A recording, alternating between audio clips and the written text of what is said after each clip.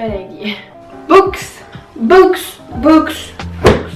Hi! Hello! I'm back and today I'm going to talk to you about books. So, I think I told you in one of my other videos, but books has always been a huge part of my life since I was a child. I always loved to read. I even wrote some really creepy stories and weird things. My mom's a writer, so she has always been reading books to me also.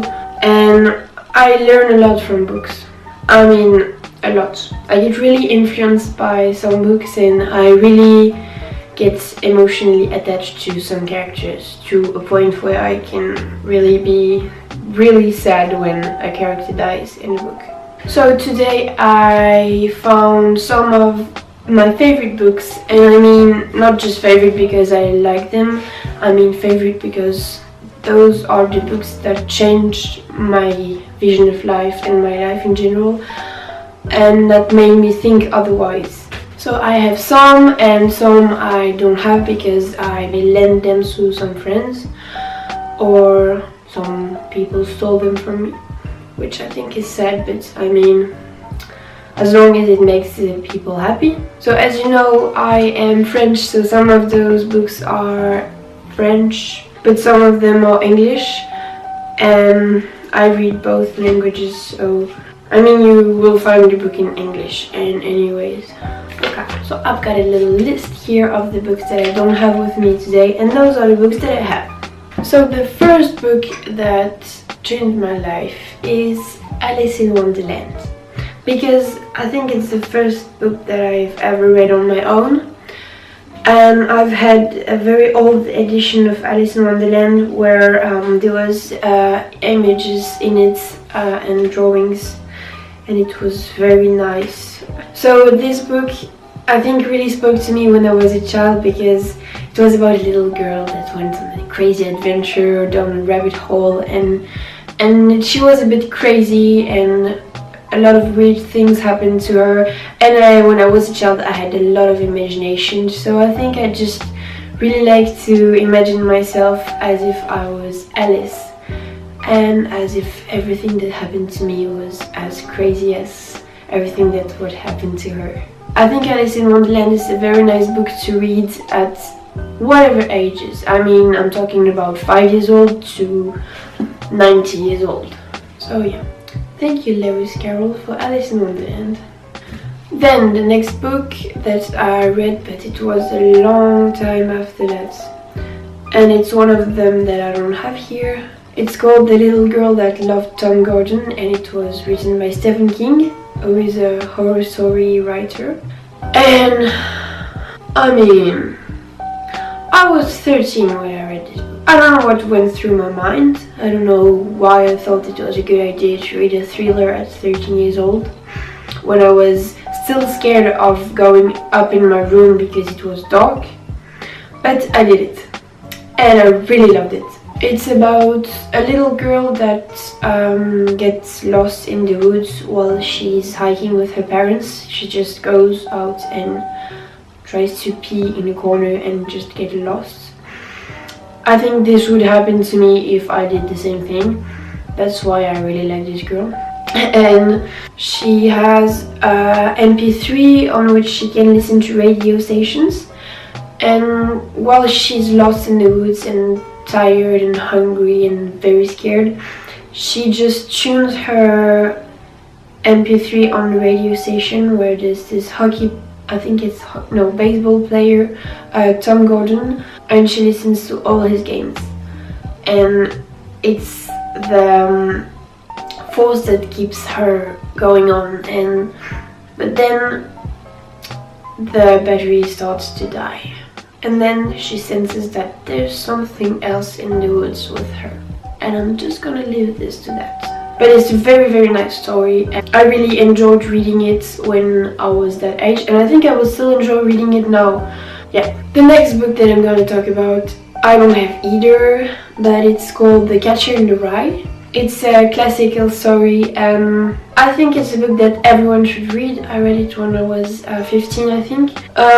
It's extremely cool. I mean, it's really cool. The story is amazing. It's about a boy who is in private school or something, a boarding school, I think, and he just decides to leave because he's fed up, and he goes to New York.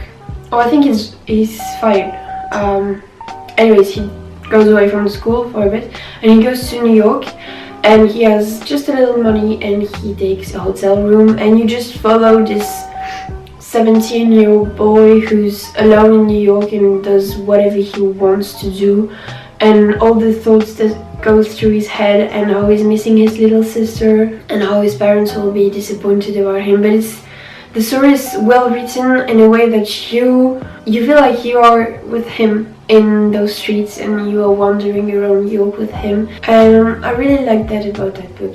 That way of making you travel through a book and be with the character. And it was a nice book to read when I was a teenager, because since the character is a teenager, I could really relate to him. The next book is The Stranger by Albert Camus. So Albert Camus is also a classical writer. I mean, the book is like a classic that you should read or whatever. I really loved it. I read it when I was 16, and it really changed the game for me.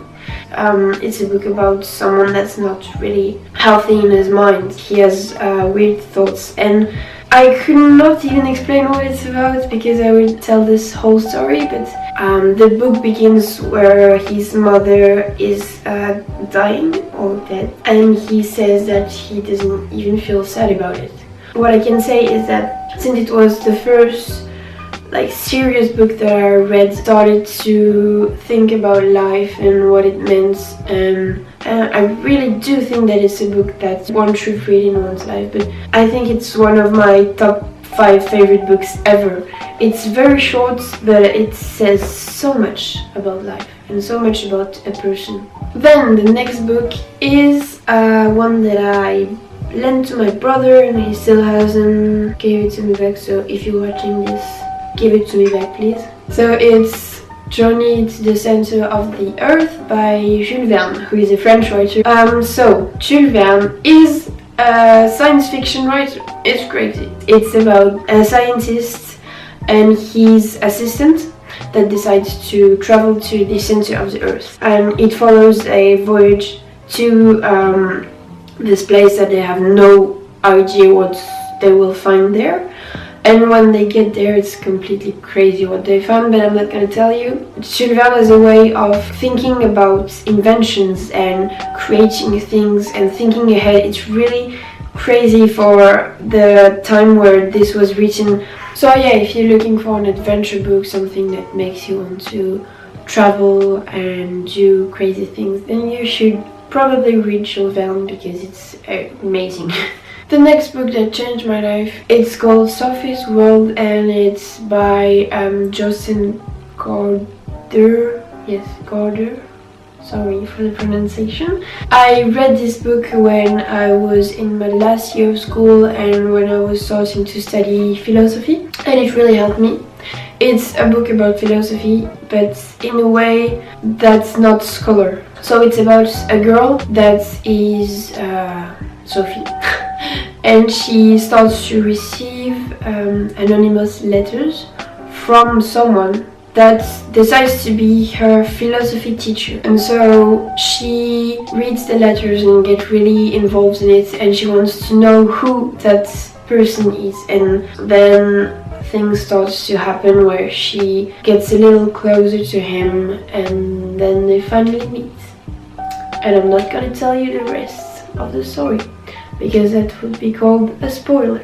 I think it's a really good way to get to know philosophy, and it talks about the basis of philosophy in a lot of different writers. But yeah, I really enjoyed reading it when I was at that point of my life. And it's one of my favorite books, also on my top 5 favorite books. Okay, next up is The Dharma Buns by Jack Kerouac. I don't know if I'm saying that right. Anyways, I read this book this summer and it was very amazing to read it in the summer because it's about a man that goes on adventures and meets Buddhist people and climbs mountains and he just takes his backpack and goes on adventures and he doesn't care about anything else and he meets amazing people. It really makes you want to move out and meet the world and get out of your comfort zone. Once I finished this book, I just wanted to meet people in general. I just wanted to meet a lot of new people because it also makes you think about humans and the relation that we have to each other. Next up is The Solitaire Mystery by Jostein Gaarder. Anyways, it's kind of the following of Sophie's World, but completely different. It's also talks about philosophy and it also talks about the world, but in a different way. And the presentation of the book is amazing. I'm gonna show you very quickly. So the book is about a boy that wants to find his mother with his father because she just left. And so they take their car and go on a road trip. But then some weird thing starts to happen. There's like a gnome that appears everywhere and the boy sees him and think he's going crazy. And then there's a story about a baker that gives him a key to somewhere. I'm not going to tell you what. So the book is presented like a pack of cards. So the first chapter is the spades and every chapter is like a number, so there's the 3 of spades for example. But yeah, it's a very cool adventure and it's a really great book to think about philosophy also, but in a more easy way than just school, you know. And lastly, as a bonus, because I'm still reading it but I really wanted to talk about it, I have this huge book that's called A Short History of Nearly Everything, and it was written by Bill Bryson. I found it in my house where my parents live, and the title catched my attention, and so I asked my mother, what's that book, what is it about? And she said, "Oh, you should read it, it's amazing." And she was right. I mean, the title explains everything. It's a short story of nearly everything. So Bill Bryson talks about the start of the world to where we are now, and he explains literally everything, every little detail. It's learning me a lot of things about the universe and the cosmos. For someone who's curious about how we got here and why and everything, then this book is the perfect way to kind of explain it but still leave some curiosity to go search further on with other more science-like books. But the thing that's really cool about Bill Bryson is that he writes in a way that's not boring at all because he uses a lot of humor. Most of the time I read it in the subway, and so I'm just there reading my book and starts to literally laugh my ass off in public and people are looking at me like, "Yeah, she's weird." Anyways, so that's it. Lastly, I just wanted to talk about reading and how important it is. I'm just gonna say that you can learn a lot of things by reading and it's always entertaining, and reading is something that everyone should do, and I'm kind of sad because nowadays a lot of people are not reading anymore. And I mean, everything about it is okay. I mean, it's fine to do other stuff. But reading is so much more because you don't have the images in front of you. So it lets your brain create, and that's the most important thing about it. So that was all for me for today. I hope you really liked this video.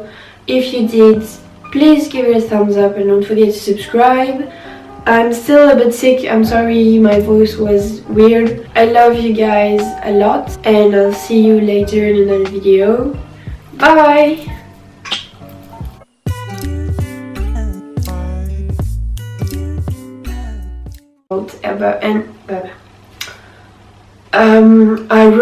I read okay. Jostein Gaarder. Man, His name is weird. Like the first chapter. I'm really struggling here. I think you can see it. I'm still sick. I'm sick. I'm sick and I'm tired too. It's neighborhood.